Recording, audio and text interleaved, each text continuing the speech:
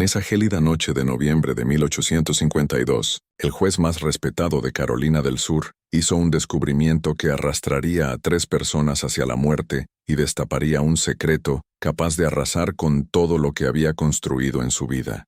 La esposa del juez, Everett Langston Lydia, abrió con sigilo la puerta del establo, convencida de que sorprendería a su marido en una reunión de negocios con uno de sus aliados políticos. Pero lo que vio bajo esa luz tenue de las velas le heló la sangre en las venas. Su esposo estaba encima de Theo, su esclavo de 23 años, los ojos de Theo clavados en el techo, lágrimas rodando por sus mejillas, los labios inmóviles, como si su alma hubiera abandonado ese cuerpo roto. Y el juez, el honorable juez, gemía al oído de Theo: «Te amo». Pero Lydia no dirigió su furia contra su marido. Su rabia se volcó por completo hacia otro. Semanas después, 2 cuerpos aparecerían en ese mismo establo, y nadie conocería jamás la verdad completa del secreto más oscuro de Carolina del Sur. Ahora, déjame llevarte de vuelta a esa noche de noviembre y contarte cómo la obsesión de un juez mató a 2 inocentes y cómo un esclavo murió por dentro durante 12 años interminables. Esto no es solo una historia de asesinato. Es el relato verdadero más desgarrador de una obsesión homosexual y obediencia forzada, sepultada en las sombras de la historia. Pero antes de sumergirnos, prepárate, porque esta narración te atrapará como un vendaval del sur y te dejará cuestionando las fachadas de la respetabilidad.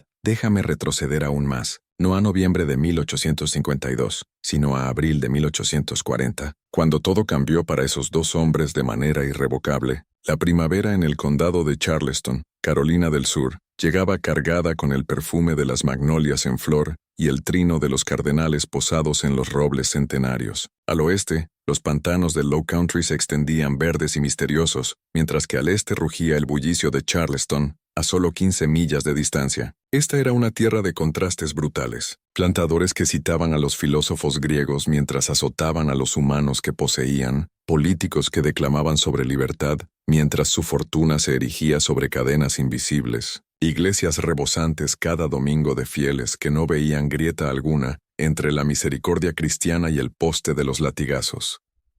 Everett Langston tenía 32 años en 1840, recién nombrado juez de circuito tras 6 años como fiscal implacable. Era alto, quizás de 6 pies y 2 pulgadas, con un físico esbelto forjado por una energía nerviosa más que por el sudor del campo. Su cabello castaño oscuro, cortado más corto de lo que dictaba la moda, y su rostro afeitado en una era de barbas espesas. Sus ojos de un gris pálido parecían atravesar a las personas en lugar de mirarlas. Quienes lo conocían lo describían como un genio frío, maestro en razonamientos legales, pero carente de esa calidez humana que une a los mortales. Se había casado con Lydia Harrington en 1837, una unión calculada al milímetro para escalar en la escalera social y política. Lydia provenía de una familia influyente de Charleston, dueña de vastas plantaciones de arroz y tejidos, con las dinastías más antiguas del sur. Trajo un dote de $10,000 y una red de contactos que abrió puertas que Everett jamás habría tocado solo. Ella tenía 27 años al casarse, considerada casi demasiado madura para un primer matrimonio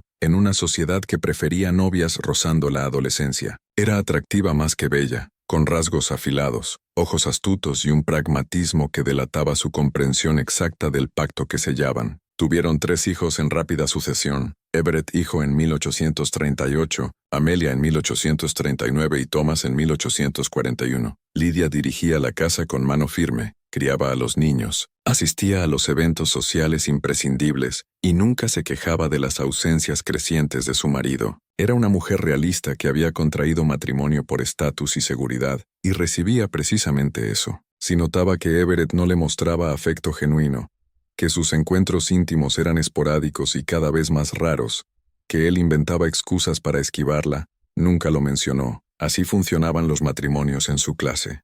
Transacciones, no pasiones. En 1840 Everett poseía 15 esclavos, un número moderado que bastaba para trabajar sus 400 acres de tierra sin alardear de opulencia. Entre la comunidad esclava, se le conocía como ni cruel ni bondadoso en exceso. Simplemente seguía las normas de su época: comida y refugio decentes, castigos severos por desobediencia, y 0 interés por las almas de quienes consideraba suyos. Se veía a sí mismo como un amo razonable, superior a la media. Nunca se le ocurrió que ser mejor que los peores no equivalía a ser justo. Su carrera legal avanzaba como un río caudaloso, fama de equidad dentro del sistema que defendía, siempre meticuloso con los procedimientos, siempre preciso en sus fallos. Liberaba a un esclavo si la ley lo exigía por tecnicismos, pero condenaba a los fugitivos a latigazos brutales sin pestañear. La ley era la ley, los sentimientos irrelevantes. Esa rigidez lo hacía respetado aunque no querido. Era el tipo de hombre que los abogados podían prever, y en un mundo de litigios, la previsibilidad valía oro. Pero Everett cargaba un secreto que lo habría pulverizado si salía a la luz. Desde la adolescencia se sentía atraído por hombres, nunca por mujeres. Su matrimonio con Lydia había sido un acto de supervivencia, una máscara esencial para encajar en una sociedad que lo habría exiliado por su esencia. Esperaba que el lazo conyugal lo transformara, que la cercanía con una mujer despertara anhelos dormidos. No funcionó. Si algo, el matrimonio agudizó el dolor de su secreto, lo volvió más precario, más inconfesable, incluso para él mismo. Luchaba con ese conflicto interno mediante control férreo y negación absoluta. Se hundía en el trabajo, horas eternas revisando expedientes, redactando opiniones, recorriendo condados en sesiones judiciales. Evitaba fiestas donde la tentación acechara. Nunca permitía que su mirada se demorara en un hombre. Erigía murallas tan altas que ni él podía escalarlas, y se convencía de que ese vacío, esa eterna actuación, esa ocultación perpetua, era el sino de todo el mundo. Entonces, en abril de 1840, llegó Theo. Theo había nacido en una plantación de arroz en Georgia en 1829, hijo de una esclava llamada Miriam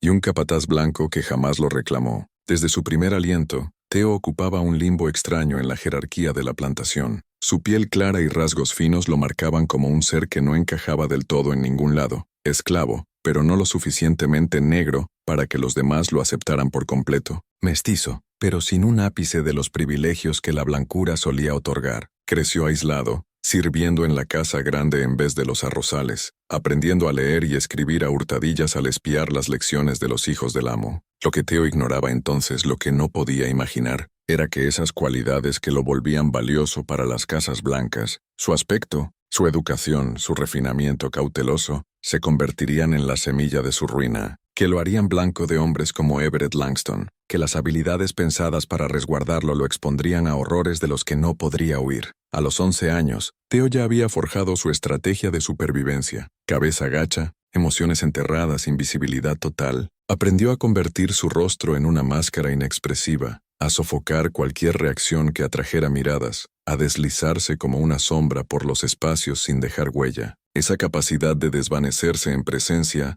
lo salvó muchas veces, y también lo condenó. Cuando Theo tenía 10 años, su madre Miriam sucumbió a una fiebre implacable, sin familia, sin lazos, sin escudo alguno. A los 11 lo vendieron para saldar las deudas de juego del amo. Entre los 11 y los 20, Theo cambió de manos 7 veces. El patrón se repetía como un ciclo maldito. Lo compraban para tareas domésticas, su educación y porte lo hacían ideal para interactuar con visitas blancas. Pero luego surgía algo. La esposa del amo notaba las miradas del marido hacia el joven esclavo. Acusaciones veladas flotaban, insinuando conductas impropias sin decirlo del todo. Theo era vendido deprisa y en silencio para ahogar el escándalo. Para los 20, Theo había aprendido a no confiar en nada, ni en la amabilidad, ni en las promesas, ni en la ilusión de seguridad. Sabía que su apariencia, ese rasgo que lo valorizaba, también lo ponía en la mira, que los hombres blancos tomaban lo que deseaban y luego lo cargaban de culpa, y que la única forma de perdurar era no sentir nada, no mostrar nada, ser solo lo que exigieran en el instante. El juez Langston compró a Theo en abril de 1840 por $950 a un tratante de esclavos de Charleston, especializado en sirvientes domésticos cultivados. La adquisición se justificó como esencial para las obligaciones sociales en expansión del juez. Lydia necesitaba ayuda extra para la casa. La creciente fama de Everett demandaba a alguien que sirviera en cenas formales, tratara con decoro a huéspedes ilustres y mantuviera esa presencia sutil que define a un buen esclavo de interior. Theo llegó a la finca Langston con 11 años. Sus primeros meses transcurrieron sin incidentes. Cumplía sus labores con eficiencia callada, memorizaba las rutinas de la casa y esquivaba cualquier foco de atención. Lydia lo halló adecuado, aunque inquietantemente impasible. Los otros esclavos lo veían extraño, demasiado silencioso, demasiado precavido, como si no perteneciera del todo a su mundo compartido. El juez apenas lo registraba. Era solo otra posesión, otra herramienta para usar a conveniencia. Todo basculó en septiembre de 1840, 4 meses después de la llegada de Theo. El juez Langston volvió tarde de una sesión en Beaufort, exhausto pero inquieto. Al entrar a la casa ya dormida, se dirigió al establo para revisar su caballo, temiendo una cojera incipiente. Theo dormía en el altillo, donde varios hombres esclavos pernoctaban. La linterna del juez lo despertó, y Theo bajó de inmediato asumiendo que algo urgente requería su mano. En esa penumbra del establo, con Theo aún adormilado y sus defensas bajas, Everett vio algo que resquebrajó todas sus murallas erigidas con tanto cuidado. La camisa de Theo medio desabotonada, el cabello revuelto por el sueño, los rasgos suavizados de un modo que el día nunca permitía. Por primera vez en su vida, Everett sintió deseo puro. No esa atracción abstracta y negada durante años, sino un anhelo concreto, innegable, que lo paralizó. Se quedó inmóvil, aterradoramente consciente de lo que bullía en su interior. Theo, percibiendo la tensión pero sin descifrarla, preguntó si el juez necesitaba ayuda. Everett balbuceó un no, todo en orden, y huyó de vuelta a la casa. Pasó la noche en vela, el corazón desbocado, la mente en torbellino, mientras todo lo que había construido para resguardarse se desmoronaba como arena. Aquí nació la obsesión de verdad, no con un acto sino con un instante de reconocimiento brutal. Everett había pasado 32 años reprimiendo su naturaleza, tejiendo una existencia de contención y engaño. Ahora de golpe tenía un escape, no cualquier escape, sino uno que la ley ponía enteramente en sus manos. Alguien que no podía negarse, alguien que no podía delatarlo, alguien cuya voluntad legalmente no importaba. El horror moral de esto clama por ser subrayado. Everett no era un hombre decente tentado por el demonio. Era un hombre que veía la impotencia ajena como un permiso divino. Veía el estatus de Theo como propiedad esclava, no como una abominación, sino como una puerta abierta. El sistema que le permitía poseer a un ser humano ahora le facilitaba acceso a quien no podía decir no. Durante 3 meses Everett no hizo más que observar a Theo.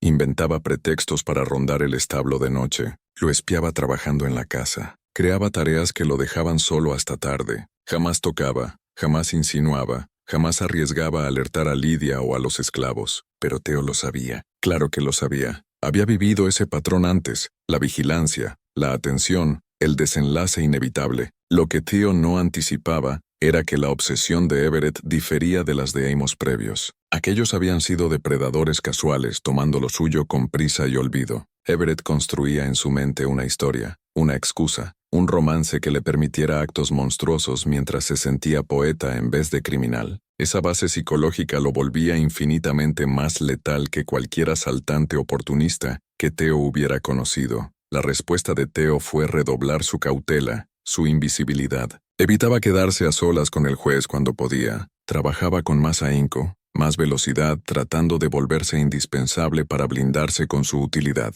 Dejó de dormir bien, siempre al acecho de pisadas en el altillo nocturno. Comenzó a padecer lo que hoy reconoceríamos como ansiedad aguda, ahogo en el pecho, pulso acelerado, un presagio constante de catástrofe. Pero nada de eso asomaba en su exterior. Su rostro seguía siendo un lienzo en blanco, su labor impecable, su ausencia absoluta. Nadie en la casa Langston comprendía que presenciaban el lento armado de una tragedia que se desplegaría en 12 años. Que ese acecho silencioso, esa espera obsesiva, era el cimiento de lo que vendría. Muertes, mentiras, la demolición sistemática de almas humanas. Todo germinó en esos 3 meses de quietud, antes del primer asalto. El 20 de diciembre de 1840, el juez Everett cedió por fin a su fijación. Ordenó a Theo que lo encontrara en el establo pasada la medianoche, alegando un asunto urgente que no admitía demora. Theo lo supo al instante, sabía qué implicaba. Tenía 2 caminos: negarse y enfrentar un castigo seguro, probablemente una venta a un infierno peor, o someterse y rezar por sobrevivir.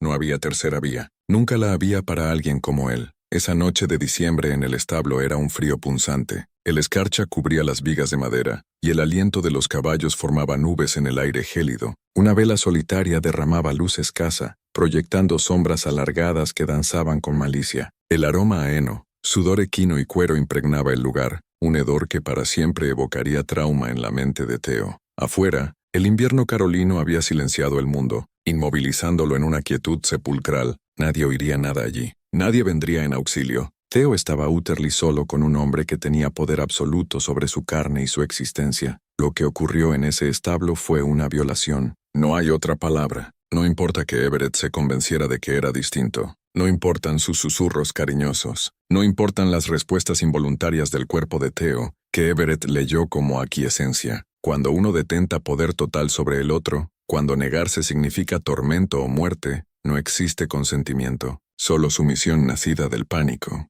La reacción de Theo durante y después del asalto lo dice todo sobre su psique destrozada. No forcejeó, no gritó, no suplicó. Se replegó en un rincón mental que había aprendido a invocar en traumas pasados de su breve vida. Sus ojos se anclaron en una grieta del techo del establo. Su respiración se volvió un mecanismo automático. Su cuerpo se aflojó, salvo por reacciones fisiológicas que no podía dominar. Desapareció, aunque su forma física permaneciera. Después Everett flotaba en euforia. Por primera vez, sentía que había abrazado sus deseos auténticos. En su lógica retorcida, por fin era sincero consigo mismo. Miró a Theo no como a una víctima, sino como a un cómplice. Que Theo no hubiera luchado, no hubiera chillado, no lo hubiera detenido. Everett lo tomó como prueba de deseo recíproco. Le dijo que lo amaba, le prometió tratos especiales, declaró que estarían juntos y Theo no respondió, solo asintió, aguardó el permiso para irse, subió al altillo y se quedó mirando el techo hasta el alba. Así inició un ritual que se prolongaría 12 años. 2 o 3 veces por semana, a veces más, el juez Everett convocaba a Theo al establo. Cada vez, el mismo guión. Everett se persuadía de que era amor, mutuo, deseado. Theo se evadía en su interior y esperaba el fin. Y al cabo Everett parloteaba sobre lo vital que era Theo para él, mientras Theo guardaba silencio.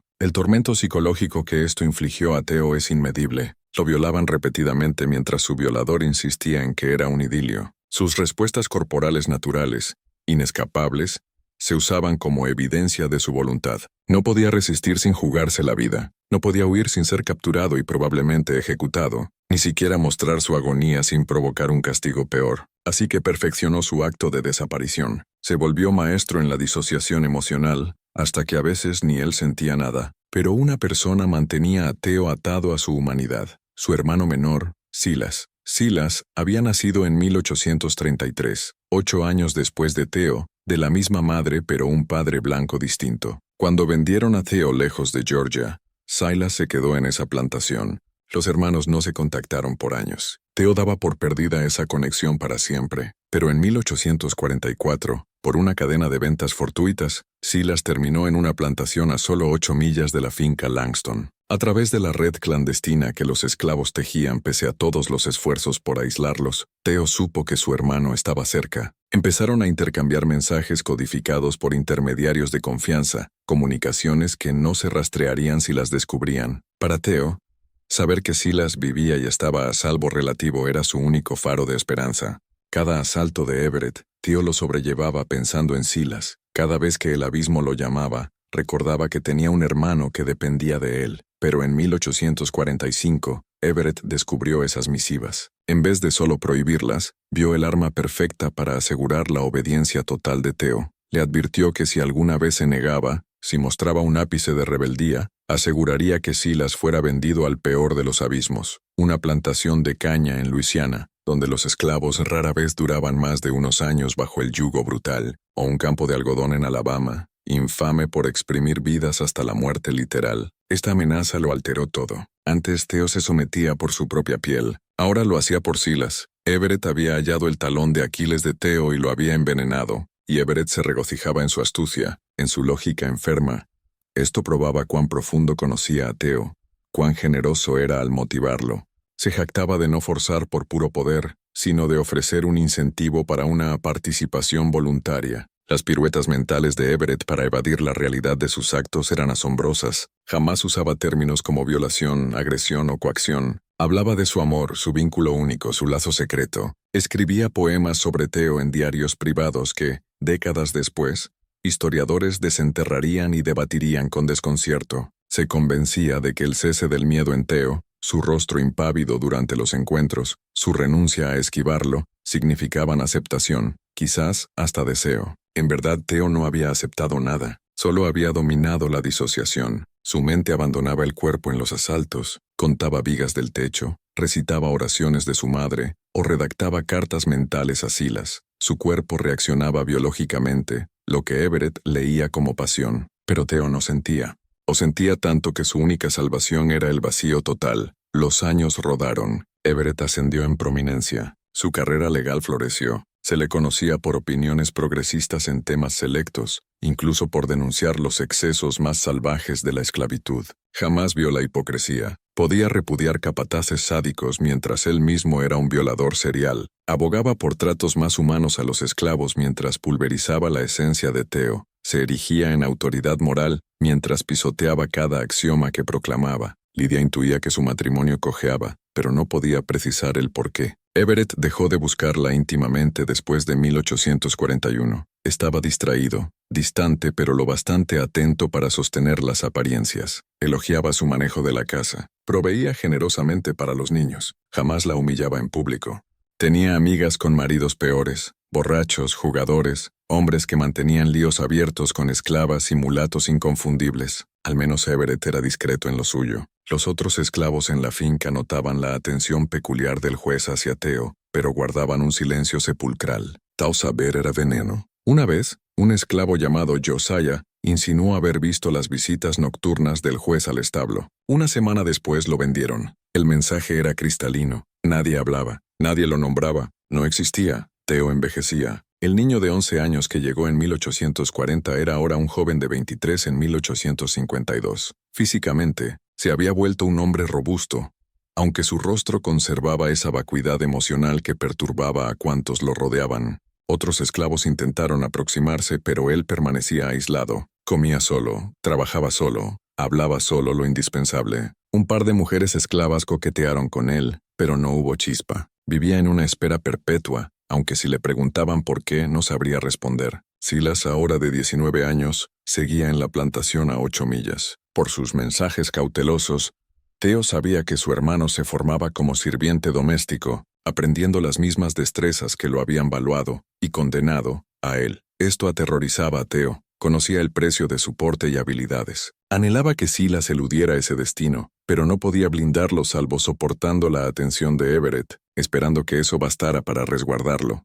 El 5 de noviembre de 1852, el tablero se movió. El juez Everett le informó a Theo que la plantación de Silas se vendía. Todos los esclavos irían a subasta, dispersos entre compradores. Silas, a sus 19 y entrenado para interiores, se remataría aparte de los jornaleros, a precios premium para amos que pagaran por refinamiento. Everett ofreció comprar a Silas, reuniendo hermanos, pero solo si Theo mostraba entusiasmo en sus encuentros. Era la escalada que Theo siempre había temido. Ya no bastaba con soportar. Ahora Everett demandaba que Theo fingiera deseo ausente, que participara activamente en su propia profanación. Quería que Theo lo mirara durante los actos, que lo tocara por iniciativa, que murmurara palabras tiernas. Everett se había autoengañado creyendo que el silencio de Theo era timidez, no trauma. Estaba seguro de que 12 años habían forjado sentimientos en Theo que solo precisaban estímulo para brotar. Theo pasó 3 días en agonía, sopesando opciones. Mantener la frialdad podía significar perder a Silas para siempre, sin más lazos. Intentar complacer a Everett implicaba fingir pasión que no albergaba, y Theo dudaba de su capacidad para esa farsa. Su mecanismo de defensa era el vacío. No sabía cómo simular calor, ni siquiera por Silas. El 8 de noviembre Theo lo intentó. Miró al juez durante el encuentro. Tocó a Everett con deliberación fingida. Susurró afecto, pero su voz salió monótona, su roce robótico, sus ojos muertos pese a dirigirse al juez. Everett, frustrado por esa actuación tiesa, estalló en cólera por primera vez en años. Acusó a Theo de burlarse, de racionar cariño a propósito. Exigió saber por qué no podía aceptar lo que compartían. Y por única vez en 12 años, Theo osó la verdad. En un hilo de voz, mirando no a Everett sino a la pared del establo, dijo: «No quiero esto, nunca lo he querido. Cada vez que me tocas, solo deseo morir». El silencio posterior fue un abismo. Everett miró a Theo como si lo viera por primera vez. Por un fugaz instante, algo como comprensión brilló en sus ojos. Luego se extinguió, porque aceptar las palabras de Theo implicaría confesar que durante 12 años había sido un violador, que cada unión era agresión, que su ilusión de amor era un espejismo, que era un monstruo. Everett no podía, así que se reinventó la escena. Theo mentía. Theo temía sus propios sentimientos. Theo estaba tan herido por amos pasados que no reconocía el afecto verdadero. Everett lo expuso con gentileza paternal, como aclarando un dilema infantil. La confesión de Theo se transmutó en prueba de trauma que bloqueaba el amor. Theo comprendió entonces que no había salida. Everett jamás lo liberaría, jamás admitiría su crimen, jamás vería en Theo más que un objeto para su manía. Y Theo, que había sobrevivido 12 años en anestesia emocional, sintió por fin algo. No ira, no odio, agotamiento. Un cansancio que calaba hasta los huesos, que devoraba el alma. 2 días después, el 10 de noviembre de 1852, Everett anunció a Theo que había comprado a Silas. Su hermano llegaría en una semana. Theo debía agradecerlo, dijo Everett. Había invertido esfuerzo y oro en unirlos, y ahora la familia cercana alegraría a Theo. Lo haría más receptivo a lo que tenían. Theo calló. ¿Qué había que decir? Silas venía a este lugar infestado por Everett, y Theo sabía con náusea certera qué pasaría. Everett se interesaría en Silas. Silas tenía 19, casi 20, la edad en que la atención de Everett se había tornado inescapable para Theo, y Silas se parecía a como Theo lucía entonces. Silas sería vulnerable de idénticas formas. El 12 de noviembre, mientras Theo preparaba el establo para la llegada de su hermano, Lydia Langston inició su vigilancia. Por fin decidió indagar el comportamiento errático de su marido. Durante semanas había notado sus excusas para rondar el establo en horas intempestivas. Había visto cómo observaba a Theo con una intensidad perturbadora. Aunque no podía articular por qué, había oído su nombre en los sueños de Everett. Lydia no era ingenua. Criada en una familia esclavista, sabía que muchos hombres blancos usaban a esclavas sexualmente. La sociedad lo tildaba de lamentable pero inevitable. Pero la fijación de Everett en Theo parecía otra cosa, más profunda, más obsesiva, más... no imposible. Su esposo era un juez venerable, padre de sus hijos. Tales cosas no ocurrían con hombres de bien. Pero Lydia era pragmática e inteligente. Si algo impropio sucedía, debía saberlo. No por el bienestar de Theo, apenas lo consideraba humano pleno, sino porque un escándalo salpicaría a ella y a sus hijos, su estatus, su porvenir. Así que espió desde la ventana de su dormitorio con vista al patio del establo, tras puertas entreabiertas. Cuando Theo trabajaba en la casa, rastreó patrones, rutinas vespertinas de Everett, momentos en que alegaba asuntos en el establo. La primera noche de vigilancia real fue el 13 de noviembre. Lydia se apostó en la ventana a las 10 de la noche, envuelta en un chal oscuro para fundirse con las sombras. A las 11:05, vio a Everett salir por la puerta trasera con una linterna. Caminó al establo con paso decidido, como en misión oficial, pero no había emergencia, ni caballo enfermo, ni urgencia de medianoche. Lydia contó. La luz de la vela titiló en la ventana del establo por 52 minutos. Sombras se movían contra las paredes. 2 siluetas, una más alta. A ratos se fundían, a ratos se apartaban. No distinguía detalles, pero la postura gritaba anomalía. Cuando Everett emergió, su ropa desarreglada, el cabello revuelto, se detuvo fuera de la puerta varios minutos, recomponiéndose antes de volver. Lydia fingió dormir cuando entró en su alcoba. Yació en tinieblas, la mente en revuelo, descifrando lo visto. La noche siguiente, repitió.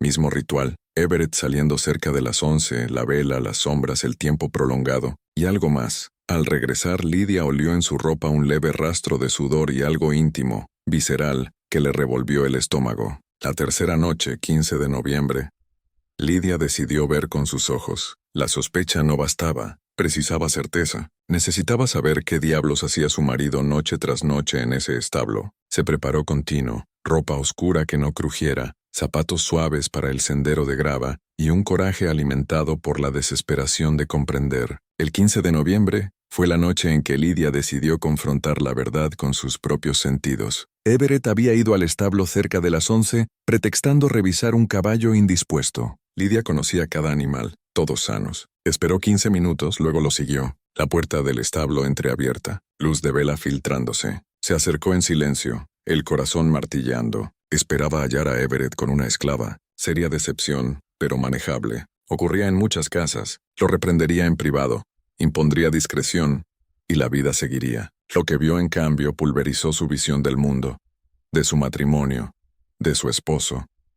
Everett estaba encima de Theo, ambos semidesnudos. Everett se movía, jadeante, murmurando palabras que Lydia no oyó claras, pero cuyo tenor era obvio. Y Theo yacía inmóvil por completo, ojos fijos en el techo del establo, lágrimas resbalando desde las comisuras, empapando su cabello. Pero su rostro, una máscara de nada, labios sellados, ningún sonido, como si su cuerpo estuviera allí, pero Theo hubiera volado a otro plano. Lidia se petrificó, incapaz de procesar. Su marido, con un hombre, un esclavo varón, cometiendo actos criminales que, si se supieran, arrasarían todo. Su familia, su reputación, la carrera de Everett, todo. Pero aún en el shock, la mente de Lidia hilaba. Y la conclusión no fue que su esposo violaba, que Theo era víctima, sino que Theo había seducido a Everett, que este esclavo había corrompido a un blanco decente y respetable, que la juventud y el atractivo de Theo habían tentado a Everett a pecados impensables. Observó varios minutos, horrorizada pero hipnotizada.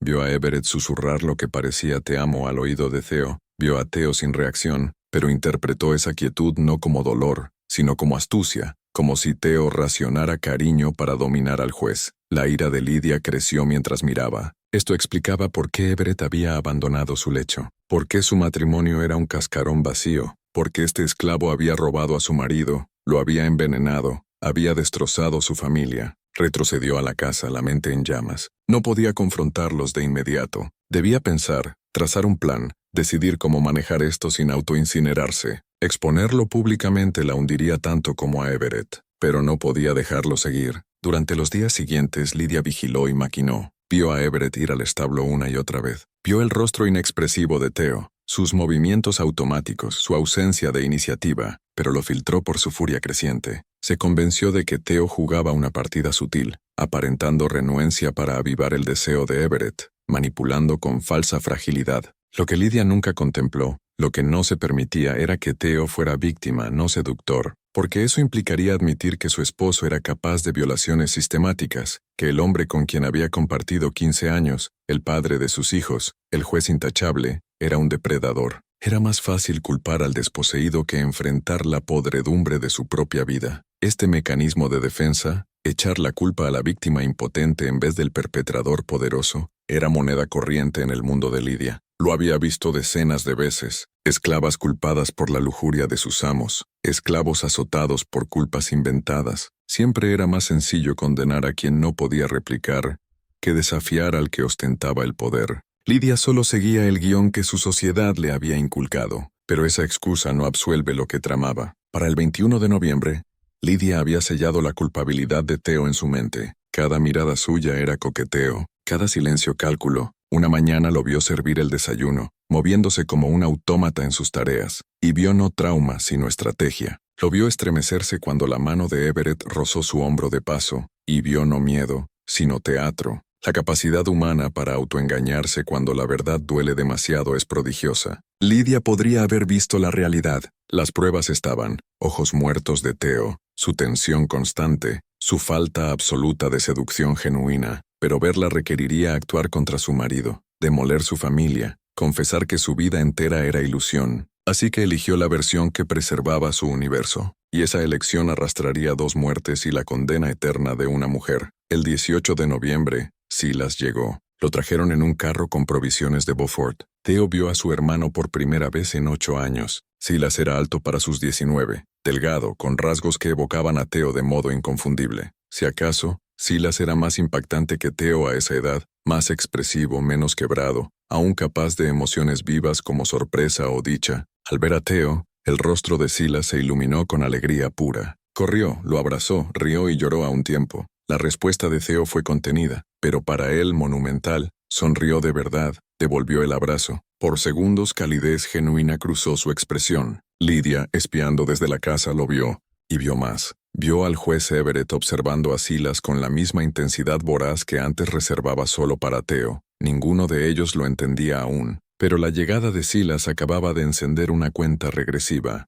3 años. Eso era lo que Silas tenía antes de que la obsesión de Everett se desplazara a él. 3 años antes de que la historia intentara repetirse. 3 años antes de que Silas eligiera entre rendición y fuga. Pero en ese instante de reencuentro, los hermanos ignoraban la tormenta. Solo se aferraban, recordando qué se sentía tener familia. Las implicancias eran obvias, y en la lógica podrida de Lidia, esto lo confirmaba todo. Theo había corrompido a su marido, y ahora Silas seguiría sus pasos. Estos hermanos eran veneno para su familia, su matrimonio, su mundo construido con esmero. Debían eliminarse, pero venderlos no bastaba. Everett hallaría reemplazos. No necesitaba erradicar la raíz de un modo que sacudiera a su esposo de vuelta a la decencia, que le mostrara el abismo de su desviación. Durante la semana siguiente, Lidia persistió en su espionaje. Vio la atención de Everett virar de Theo a Silas. Aunque el juez aún no actuaba sobre su interés naciente, vio a Theo instruyendo a Silas en sus labores, siempre velando por mantenerlo lejos de soledad con el juez. Vio la euforia inicial de Silas por el reencuentro palidecer al percibir la tensión en la casa, las dinámicas retorcidas que no comprendía pero que su instinto temía.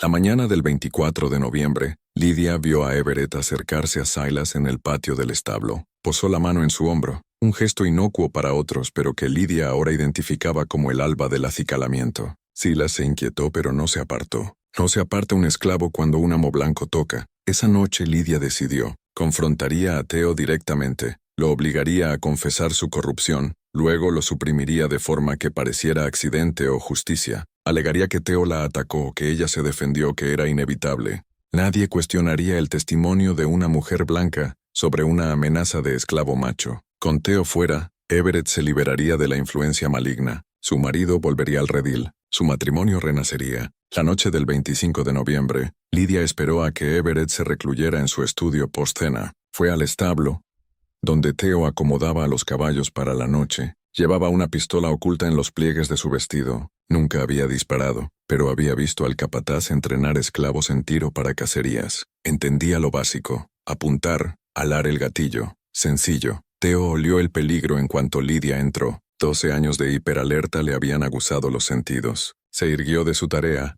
rostro en blanco calculado. «Señora, ¿necesita algo?» Lidia cerró la puerta del establo. «Sé lo que has hecho, Theo. Sé lo que le has hecho a mi esposo». El corazón de Theo aporreó, pero su expresión no traicionó nada. «Señora, no comprendo. No me mientas». Su voz temblaba de ira. «Te he visto aquí con Everett. Lo he visto todo». Theo se mantuvo rígido. Esta era la confrontación que había pavorizado 12 años. La exposición que culminaría en su fin. No por manos del juez, sino de su esposa, porque claro que lo culparía a él, claro que lo vería como el corruptor. Así siempre funcionaba. «Señora», dijo Theo con tiento, «yo nunca...» «Lo sedujiste», Lidia casi gritaba. «Usaste tu aspecto, tu juventud, para envenenar a un hombre honrado. Has arruinado mi matrimonio, destruido mi familia y ahora vas por su hermano. ¿Creíste que lo permitiría?» Theo podría haber explicado. Los 12 años de violaciones, las amenazas constantes, sus intentos fallidos de resistencia. ¿Pero para qué? Ella no buscaba verdad. Tenía su relato, y la realidad de Theo era prescindente. Así que calló, aguardando su jugada. Lidia sacó la pistola. Sus manos tiritaban.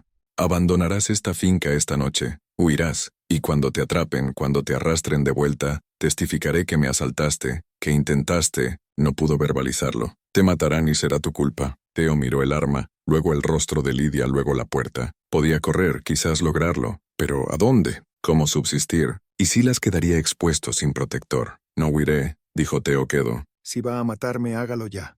Esto desconcertó a Lidia. Esperaba súplicas, ofertas de partida, cualquier cosa menos esa resignación serena. La desequilibró. «Tú no decides. No puedes simplemente». La puerta del establo se abrió. El juez Everett, enmarcado, linterna en mano, había oído voces alteradas desde la casa e investigaba. Vio a su esposa con la pistola. Vio a Theo inmóvil, extrañamente plácido. Captó al instante parte de la escena. «Lidia», dijo con cuidado, «baja el arma. Tú sabías que estaba aquí». La voz de Lidia temblaba. Oí gritos. «¿Qué estás haciendo?» «¿Qué estoy haciendo? ¿Qué estás haciendo tú?» La furia de Lidia se redirigió a su marido. «Te he visto, Everett. Te he vigilado días. Sé lo que has hecho con este esclavo. ¿Cómo pudiste? ¿Cómo nos hiciste esto a mí, a nuestros hijos, a ti mismo?» Everett palideció. 12 años temiendo el descubrimiento, y ahora estallaba. Pero su respuesta no fue vergüenza ni confesión, negación y contraataque. «No sé qué crees haber visto, pero no te atrevas a mentirme». Lidia chillaba. «Te vi con él en este establo haciendo cosas, actos». No terminó, pero no hacía falta. La verdad flotaba entre ellos, irrefutable. El rostro de Everett mutó. Horror, pavor, luego endurecimiento. «Incluso si lo que insinúas fuera cierto,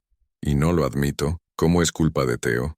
Es propiedad, no elige nada. Si alguien responde, soy yo». Era lo más cerca que Everett había estado de reconocer su crimen. No una admisión de violación, no un guiño a las dinámicas de poder, pero al menos un atisbo de que Theo carecía de agencia. Pero Lidia, en su rabia y celos, oyó defensa de Theo, elección del esclavo sobre ella. «¿Lo defiendes después de lo que ha hecho a nuestro matrimonio?» «No ha hecho nada, él». Everett se detuvo, porque defender a Theo de verdad requeriría confesar que Theo nunca quiso nada de eso, que cada acto era coacción, que había violado a alguien 12 años, y aún no podía enfrentar esa verdad, Theo. Entre ellos observaba el pleito con desapego extraño. Estos dos discutían sobre él como si no existiera, sobre su vida, su cuerpo, su voluntad, sin preguntarle jamás qué sentía o deseaba. Así había sido siempre. No era persona para ellos. Era un enigma a resolver. Lidia tomó su resolución. Si Everett no entraba en razón, si no veía cómo Theo lo había pervertido, ella lo obligaría. Alzó la pistola hacia Theo.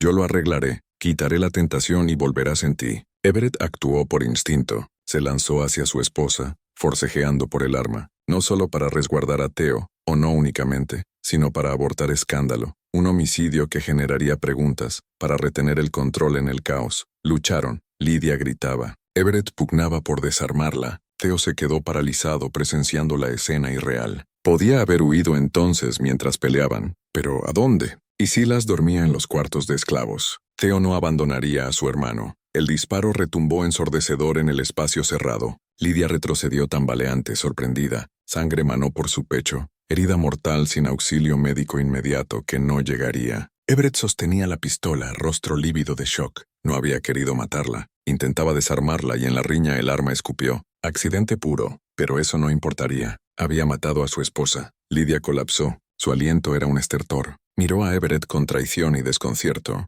Intentó hablar, pero la sangre ahogó sus palabras. Murió en minutos. Theo la vio expirar. No sintió nada. Esta mujer había estado dispuesta a asesinarlo por su matrimonio. Lo había culpado por los pecados de su esposo. Lo había visto como corruptor, no víctima. No podía llorarla. Everett se irguió sobre el cadáver de su esposa, pistola en mano. Su mente legal corría escenarios, pruebas, coartadas. ¿Qué alegar? ¿Cómo justificarlo? ¿Quién creería? Luego miró a Theo, y en ese instante la psique dañada de Everett tejió una narración para evadir culpa y castigo. Tú hiciste esto, dijo despacio. Atacaste a Lidia, intentaste violarla. Vine a defenderla, pero llegué tarde. Tú le disparaste. Theo lo miró fijo. Nadie creerá eso. Todos lo creerán, replicó Everett con convicción creciente. Eres un esclavo. Ella, una mujer blanca. Eso basta. Diré que oí gritos, investigué. Te hallé agrediéndola. Tomaste la pistola de su bolso, la mataste y tuve que someterte. Es una historia limpia, y la tragarán. ¿Y luego qué?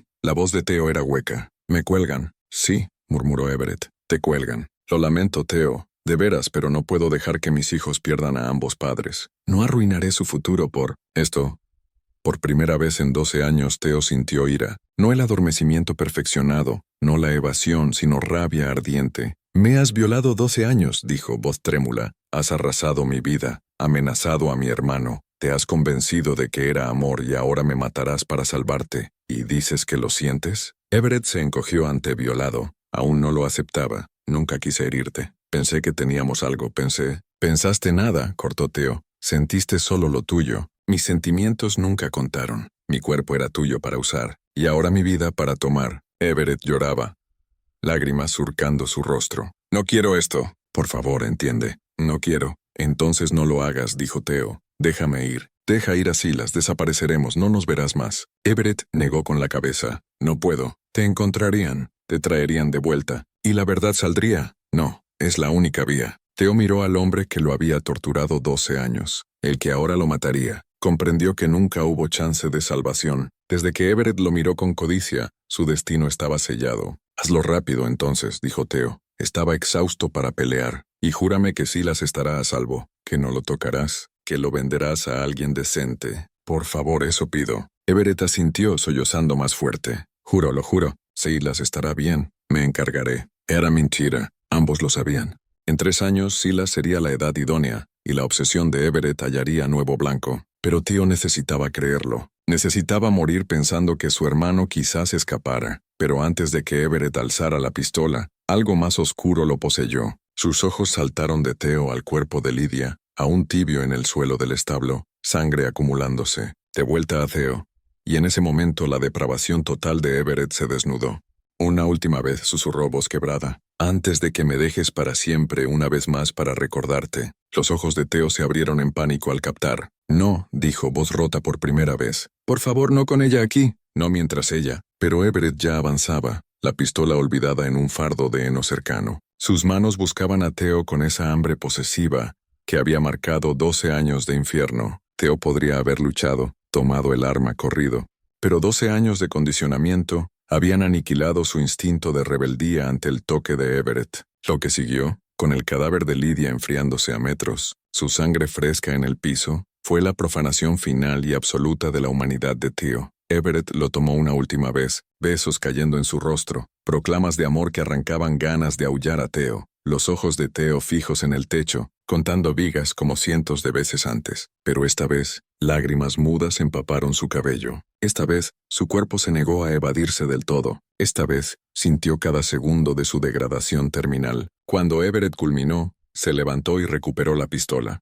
Rostro enrojecido, aliento agitado, e increíblemente miró a Theo con algo como saciedad, como si este acto final probara su amor, como si ultrajar a Theo junto al cadáver de su esposa fuera gesto romántico, no la cima de su obsesión monstruosa. Ahora, dijo Everett, voz más firme, ahora puedo dejarte ir, ahora tengo algo con que recordarte. Theo yacía allí fracturado más allá de lo físico. El hombre que había dominado el entumecimiento emocional, 12 años, estaba por fin pulverizado. No podía hablar, no moverse, solo mirar el techo y aguardar la bala que clausuraría la pesadilla. Everett apuntó. Su mano temblaba. Lo lamento, susurró. Tanto, te amé. ¿De verdad? No, murmuró Theo casi inaudible. Nunca me amaste. No sabes qué es amor. Everett jaló el gatillo. La bala perforó el pecho de Theo. Theo cayó hacia atrás, su sangre uniéndose a la de Lydia en el suelo del establo. Miró el techo, las grietas memorizadas en 12 años. Pensó en Silas, en su madre, en los retazos de vida antes de que Everett lo comprara. Murió en 2 minutos. Everett se irguió sobre los dos cuerpos, pistola colgando de su mano. Había matado a su esposa y al hombre que se había convencido de amar. Todo por resguardar una reputación, un cargo, una vida de ficciones. Debió sentir algo, culpa, espanto, duelo, pero solo vacío, como el que Theo había sentido 12 años. La casa despertó con los alaridos de Everett. Contó su historia urdida con maestría. Theo atacó a Lydia, le disparó. Everett luchó, lo mató en defensa propia. Interrogaron a los otros esclavos. Confirmaron que Everett estaba en la casa antes, que solo Theo andaba en el establo. Nadie dudó del relato. ¿Por qué? Encajaba a la perfección con sus prejuicios sobre esclavos peligrosos y mujeres blancas frágiles. Lydia recibió sepultura con honores plenos. Everett interpretó al viudo afligido con maestría. Theo fue arrojado a una fosa sin marca en el cementerio de esclavos. Nadie lo lloró en voz alta. Tal era la justicia en Carolina del Sur, 1852. Pero la historia no concluye ahí, porque Silas sobrevivió. Y Silas conocía a su hermano. Theo jamás atacaría, jamás sería violento. Silas sospechó la verdad aunque no pudiera probarla. Y cuando el juez Everett empezó a mirar a Silas con la misma intensidad focalizada que antaño dedicara a Theo, Silas lo entendió todo. Pero Silas no pudo huir de inmediato. Everett lo vigilaba con recelo, temiendo que supiera demasiado. Durante 3 años, Silas soportó la atención creciente de Everett. El juez era más cauto ahora, más precavido, no actuó deprisa. Pero Silas reconocía el patrón. Excusas para encuentros solos, miradas intensas, acicalamientos sutiles. Para 1855 Silas tenía 22 años. Se había convertido en un joven impactante, aún más parecido a Theo que a los 19, y la obsesión de Everett, dormida por temor y cautela, renació con fatalidad inexorable. Comenzó leve. Everett, pidiendo a Silas que le sirviera la cena en privado en su estudio. Requerir su presencia en sesiones de trabajo nocturnas. La mano demorándose en el hombro de Silas al dar órdenes. Silas identificaba cada señal de alarma. Había oído lo suficiente de Theo en su reencuentro fugaz para descifrar esos gestos. La noche del 1 de marzo de 1855, casi 3 años tras la muerte de Theo, Everett llamó a Silas al establo, el mismo donde Theo y Lydia perecieron. Silas supo qué significaba la citación. Sabía que si iba, su sino se sellaría como el de su hermano. Silas, dijo Everett cuando estuvieron solos, voz suave y medida, me recuerdas tanto a tu hermano. ¿Sabes cuánto significó para mí? Cuánto lo quise. Silas miró al juez con ojos desilusionados. Mi hermano murió odiándote, dijo quedo. Lo que sea que creas que pasó entre ustedes, él odió cada instante. Y sé que lo mataste. Sé que mataste a tu esposa. Y sé por qué. Everett palideció. No entiendes. Theo y yo teníamos algo especial. Algo que eres demasiado joven para captar. Pero lo captarás. Con el tiempo. Jamás lo captaré, interrumpió Silas, voz firme pese al terror. Porque lo que le hiciste a mi hermano no fue amor. Fue tortura. Y moriré antes de que me hagas lo mismo. La expresión de Everett se ensombreció. No tienes opción, Silas, eres mi propiedad como lo fue Theo. Si me rechazas haré tu vida un infierno, te venderé a un lugar tan atroz que rogarás volver. Su tono se ablandó. Puedes aceptar lo que ofrezco. Cariño, protección, una vida mejor que la mayoría en tu lugar sueña. ¿Es tan horrible? Era la misma lógica perversa que Everett usara con Theo, la creencia de que su poder absoluto volvía razonables sus caprichos, que esclavitud más coacción sexual igualaban relación, no violaciones en cadena. Silas decidió en ese instante. Prefiero morir huyendo que vivir como quieres, dijo, y antes de que Everett reaccionara, Silas giró y escapó del establo. Corrió por la oscuridad, corazón en garganta, sabiendo que si lo atrapaban el castigo sería atroz. Pero Silas había pasado 3 años preparándose. Había tejido contactos en la red clandestina de esclavos. Conocía rutas, casas seguras, ríos que lo llevarían al norte. Everett no lo persiguió de inmediato. Quedó atónito por el rechazo, convencido de que Silas recapacitaría y volvería. Cuando comprendió que Silas había elegido los peligros de la fuga, sobre someterse a sus antojos, era tarde. Silas se había evaporado en la malla de almas que guiaban a los esclavos hacia la libertad. El 4 de marzo de 1855, Silas huyó. Cruzó al norte, más allá de Carolina del Sur, fuera del alcance de cazadores de esclavos. Dedicó su vida al ferrocarril subterráneo, ayudando a otros a evadirse, y narró la historia de Theo a quien quisiera oír. La mayoría no le creyó. Era demasiado horrenda, demasiado inconcebible. El juez Everett retomó su carrera legal. Su reputación sufrió un rasguño por la tragedia de la muerte de Lydia, pero también se le vio como mártir. Nunca se recasó. Nunca compró otro esclavo joven varón. Si fue por culpa o mera prudencia, nadie lo sabrá. Lo cierto es que en sus papeles privados, hallados tras su muerte en 1868, había docenas de poemas sobre Theo, versos de amor, lamentos angustiados por pérdida y remordimiento, poemas que sugerían que Everett creyó hasta el fin que Theo lo había amado de vuelta, que su relación fue real, que la muerte de Theo fue una tragedia que le robó su única dicha. Murió sin entender que había sido un monstruo, sin aceptar que lo que llamó amor fue violación, sin reconocer que Theo nunca lo quiso, nunca lo amó, murió odiándolo. Everett se llevó sus delirios a la tumba, convencido hasta el último aliento de que lo del establo fue pasión mutua, no abuso metódico. Pero Theo conocía la verdad. En esos segundos finales, mirando las vigas del techo que había grabado en su memoria, Theo supo exactamente qué le habían hecho. Y aunque el registro histórico se nublara después, aunque generaciones futuras leyeran los poemas de Everett y se preguntaran si hubo complejidad en su vínculo, Theo lo supo. 12 años violado por quien lo tildó de amor, luego asesinado por ese mismo hombre para blindar una mentira. Esta historia nos revela las tinieblas supremas del poder, la obsesión y el autoengaño, cómo los humanos racionalizan horrores si su ego lo exige, cómo se culpa a las víctimas por su martirio, cómo se sacrifica a los frágiles para escudar a los fuertes, y cómo a veces la verdad perdura pese a intentos de sepultarla, impulsada por quienes se niegan a olvidar. Si esta historia oscura y verídica te ha conmovido, si el relato de Theo te ha hecho reflexionar sobre los innumerables que sufrieron y perecieron sin voz, recuerda que estas narraciones importan. Nos obligan a mirar las grietas en las fachadas respetables, a cuestionar cómo el poder distorsiona la realidad. Pregúntate, ¿crees que el juez Everett se convenció de verdad de que amaba a Theo? ¿O sabía lo que hacía y solo se negó a admitirlo? Tales interrogantes resuenan hoy, donde desequilibrios de poder permiten reescribir la verdad a conveniencia. La próxima vez que oigas que el pasado era simple, que ciertos males son inventos modernos, recuerda a Theo. Recuerda cómo 12 años de su vida fueron robados por quien lo llamó amor, cómo murió para resguardar la fama de un poderoso. Recuerda que el sufrimiento humano no es novedad, ni lo es el poderoso mintiéndose sobre el daño que siembra. 3 años tras la muerte de Theo, Silas envió una carta a un periódico del norte detallando la historia de su hermano. El medio publicó una nota breve, pero la mayoría de lectores la desechó como propaganda abolicionista o hipérbole. La verdad era demasiado perturbadora para creerse, pero Silas no cejó en contarla, y al fin algunos creyeron y esos contaron a otros. Lentamente, pese a los esfuerzos de Everett por dominar el relato, pese a las conclusiones legales cómodas que blindaron su nombre, la verdad se filtró por las redes de quienes sabían que era la esclavitud en carne viva, qué costaba,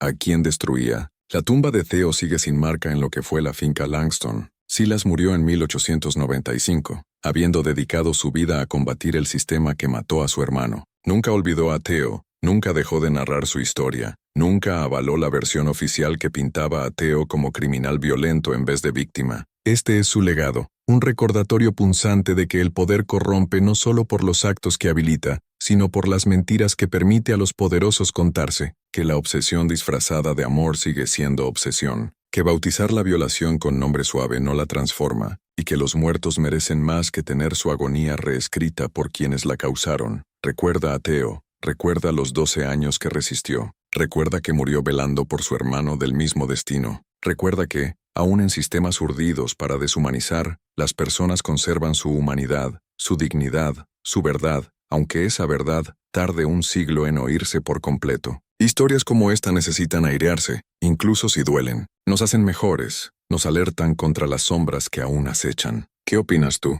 ¿Debemos desenterrar estos relatos aunque nos remuevan el alma? ¿O es preferible dejar el pasado sepultado? Piensa en ello, porque las voces silenciadas hace mucho claman por ser oídas, y solo recordándolas honramos a quienes, como Theo, las susurraron en la oscuridad.